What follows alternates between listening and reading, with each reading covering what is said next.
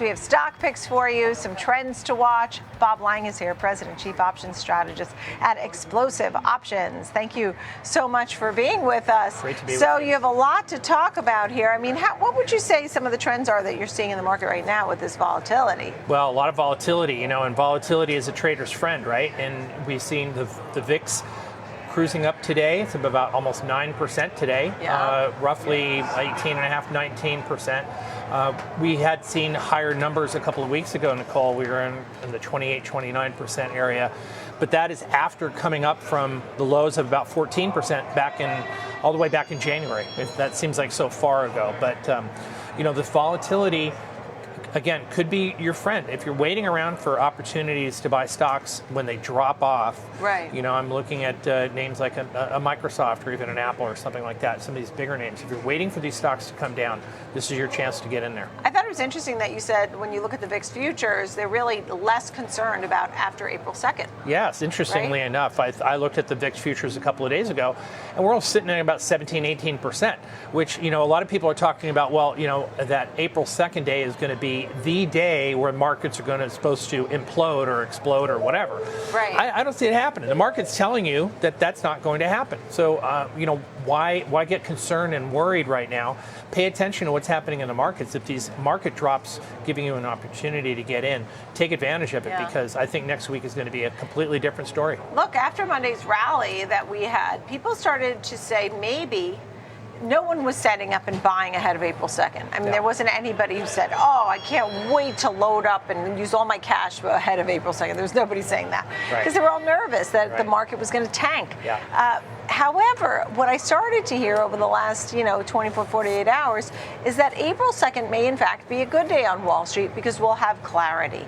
Look, nobody wants tariffs. They don't understand the tariff, whatever. But once they get them, okay, these are the tariffs. Then you have certainty. No, I agree with that. And market players are fickle, aren't they? So they tend to, they're looking at one particular way of going.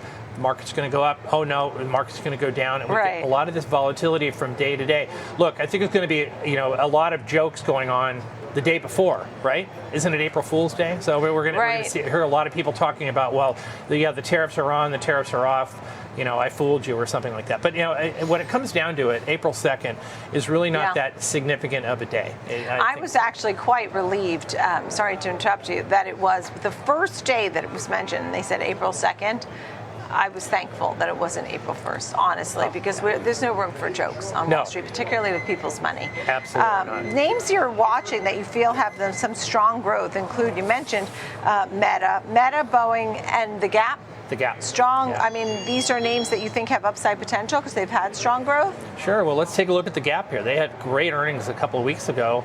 And not only did they beat earnings and revenue, Nicole, but they raised guidance for the rest of the year for 2025. Right. That is something that we didn't hear very much from many of the retailers over this past 2.5 months. So it's really stunning to hear a company like The Gap, which has been struggling for years and years and years. Their new CEO is doing a fantastic job. Right. And I really think that these guys really have their act together, and I think over the next several months, I think we can see the stock making a move into the mid-30s, especially if the consumer remains a little bit more robust. And Meta and Boeing?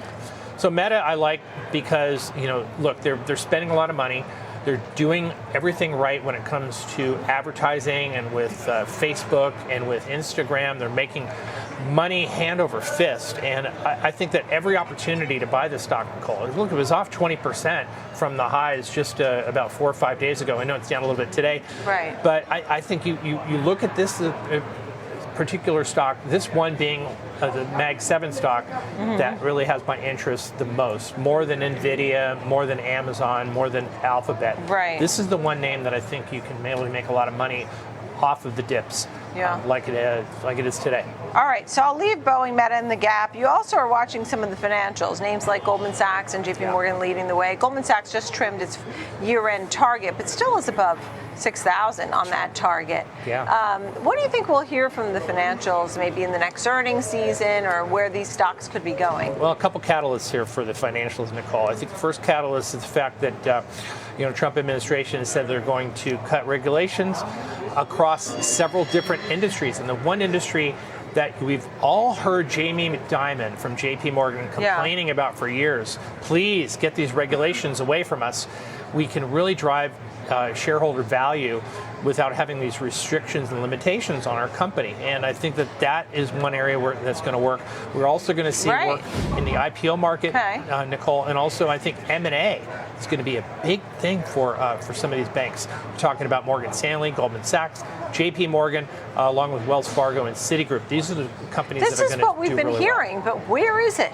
Yeah, I mean, Trump already is in office since January. It's March 26 now. Yeah. I just don't see the flood of the activity that people were waiting for. Maybe they were taken aback a bit. The IPO pipeline is huge right now. It's got some great companies in that pipeline, and I think they're really going to do well if these banks are going to do well if some of these companies decide to come out, like a Klarna and a Stripe.